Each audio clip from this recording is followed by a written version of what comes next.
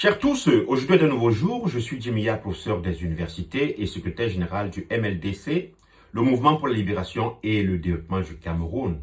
Aujourd'hui, je vais m'adresser je vais avoir pour sujet le fichier de carte d'identité qui a été confié à une société étrangère par le délégué général à la sécurité nationale, le patriarche Mbagangele, à qui je rends déjà hommage parce que je pense que il est de génération en génération le meilleur fonctionnaire camerounais. Ça, c'est un avis personnel. Je voudrais d'abord lui rendre hommage par rapport au travail qu'il fait à la police et qu'il a toujours fait à la police. Mais ceci étant dit, je dirais que la décision de confier notre fichier de carte d'identité à une société étrangère est une pauvre décision. En anglais, on dit poor decision. Et je voudrais traduire cela par pauvre décision ou une décision pauvre. Une décision pauvre est différente d'une mauvaise décision. La décision pauvre a le mérite d'avoir de bonnes intentions. C'est-à-dire que le patriarche Mbagangele veut bien faire.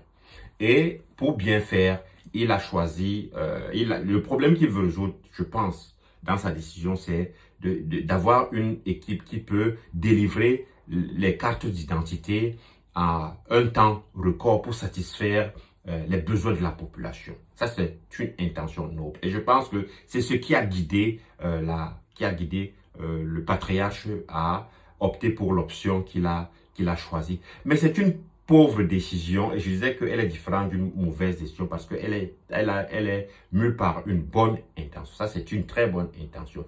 Mais elle est aussi pauvre dans le sens où elle fait pitié. Pourquoi elle fait pitié? Elle va faire pitié parce que une pauvre décision ne voit pas l'engagement futur de génération qui est au-delà du moment ou alors au-delà du problème qu'on est en train de résoudre. Cela pose deux problèmes.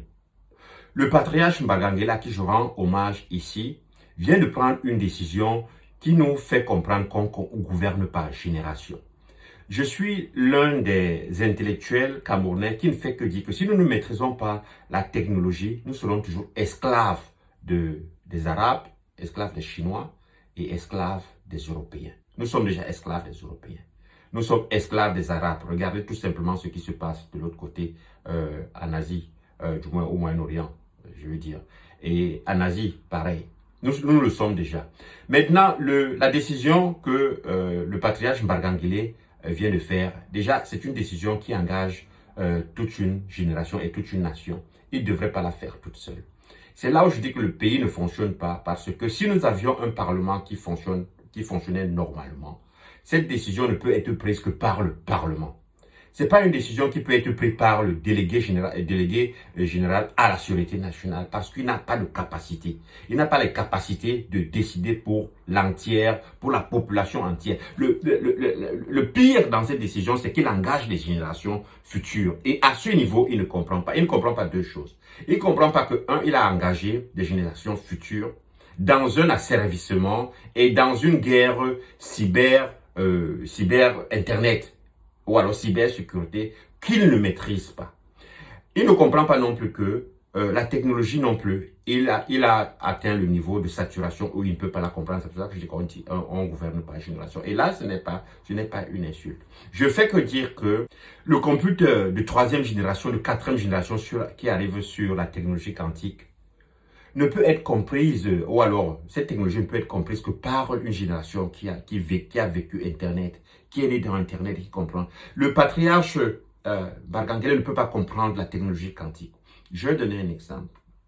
Est-ce qu'il sait que à travers les données identitaires, puisque dans tous les cas c'est une d'identité, pas identitaire, les données de carte d'identité, qu'il a confié à une société étrangère, par la confection seulement de ces cartes par une compagnie étrangère, nous pouvons être affectés, que ce soit par le virus, que ce soit par toute autre chose, parce que cette carte d'identité a une puce magnétique.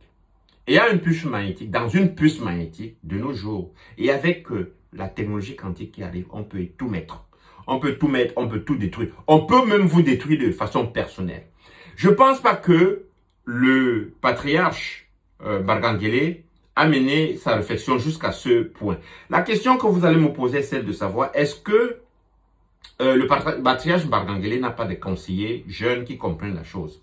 Le RDPC a ceci de particulier qu'il a créé deux catégories de personnes, comme je fais que le dire.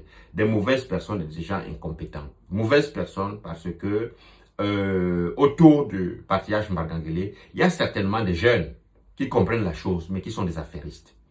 Et profitent du fait que leur problème, c'est que cette société ou cette compagnie avec qui ils ont des affinités prennent notre fichier national d'identité et leur donnent de l'argent. Il y a des incompétents aussi autour du patriarche Mbangangele. Les incompétents, le problème avec les incompétents, c'est qu'ils ne comprennent pas. Ce n'est pas leur faute. Ils ne comprennent pas. Comment ils y sont arrivés? Ils y sont arrivés par deux moyens. Le premier moyen, c'est qu'ils ont acheté les concours. Et le second moyen, l'autre moyen, c'est qu'ils ont la famille qui les a mis là. Eux, je ne m'occupe pas d'eux. Je m'occupe des affairistes, des gars qui se comprennent et puis, mais quand même, engagent l'avenir de toute une génération sur ce chantier. Mais, à la fin des fins, ni le patriarche Mbangangele n'est responsable, ni tous ces incompétents et puis ces affairistes qui sont autour de Mbangangele ne sont responsables. Les personnes qui sont responsables de cette situation, ce sont les parlementaires. J'ai toujours dit que nous avons un problème au Cameroun, ou alors nous avons deux problèmes au Cameroun, celui des parlementaires et puis celui des maires. Parce que actuellement au Cameroun, c'est normalement le Parlement qui crée des lois et valide les lois, vote les lois, et ce sont ces parlementaires qui normalement représentent le peuple. Et ce sont les maires qui normalement devraient changer la vie des populations. Nous avons donc un problème. Le problème le président Paul Biya a refusé de changer le gouvernement.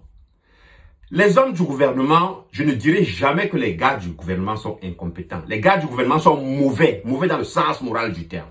Quand vous détournez les fonds publics, vous êtes mauvais. Quand vous faites des routes qui ne sont pas bonnes, vous êtes mauvais. Quand vous construisez des stades qui ne sont pas achevés, vous êtes mauvais. Quand vous prenez des décisions ou vous donnez des contrats seulement à votre famille, vous êtes mauvais. Le gouvernement de Paul Biya n'est pas incompétent, mais il est mauvais, complètement. Tout le gouvernement de Paul Biya est mauvais. C'est des gens qui sont là. Mais le président Paul Biya qui a été élu en 2018 a, du moins, la latitude ou alors la liberté de changer son gouvernement ou de ne pas changer son gouvernement. Le président Paul Biya a choisi de ne pas changer son gouvernement. Qu'est-ce que nous pouvons faire par rapport à ces mauvaises personnes qui nous dirigent? Parce que à la fin des fins, ce n'est pas Paul Biya qui est là-bas qui prend la décision qui m'affecte. Paul Biya ne prend pas la décision qui m'affecte. La personne qui prend la décision qui m'affecte, c'est trois catégories de personnes. Le ministère, le député et puis le maire. Qu'est-ce qu'il faut faire pour changer ces mauvaises personnes qui nous dirigent? Il faut tout simplement aller aux élections.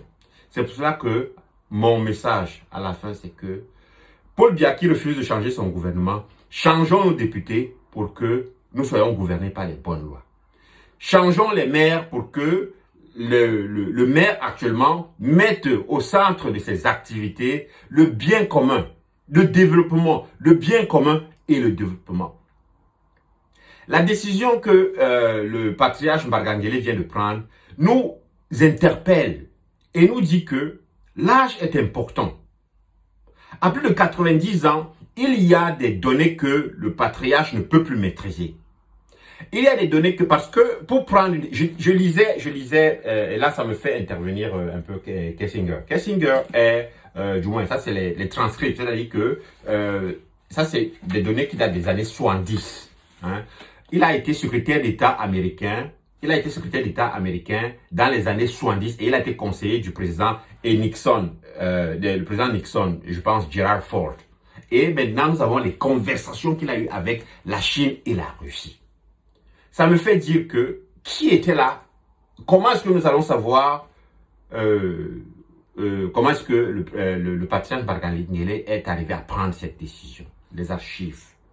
Les archives sont importantes. Ce problème de carte d'identité nationale, patriarche, avec tout le respect, c'est une pauvre décision. Tu n'es pas arrivé à la décision mauvaise, parce que la décision mauvaise est intentionnelle. Mais une pauvre décision, tu veux résoudre le problème de de carte d'identité qui est, du moins, que les Camerounais ont posé. C'est-à-dire, on a des années et des années, tu n'as pas de carte d'identité. Mais tu veux résoudre ce problème en 48 heures, ce qui est très louable. Mais le problème, c'est que tu as engagé une nation et tu n'as pas le droit d'engager une nation et surtout les générations futures. Les seules personnes qui doivent engager une nation autour d'un vote, c'est les parlementaires. Si notre pays était gouverné normalement, ce n'est pas à toi de prendre la décision de confier la création, la gestion de notre fichier de carte d'identité à une telle société. Ce n'est pas ta décision. On t'a donné cette décision et c'est une décision de fait. Tu dois résoudre un problème et je le comprends. Mais en vouloir résoudre ce problème, tu as pris une pauvre décision. Une pauvre décision qui engage les générations à venir. Dans ces générations, il y a des petits-fils là-dedans. Et tu ne peux pas gérer cette situation actuellement. Moi, je souhaite que cette décision soit revue. Il ne faut pas confier la gestion de notre fichier de carte d'identité à une société étrangère.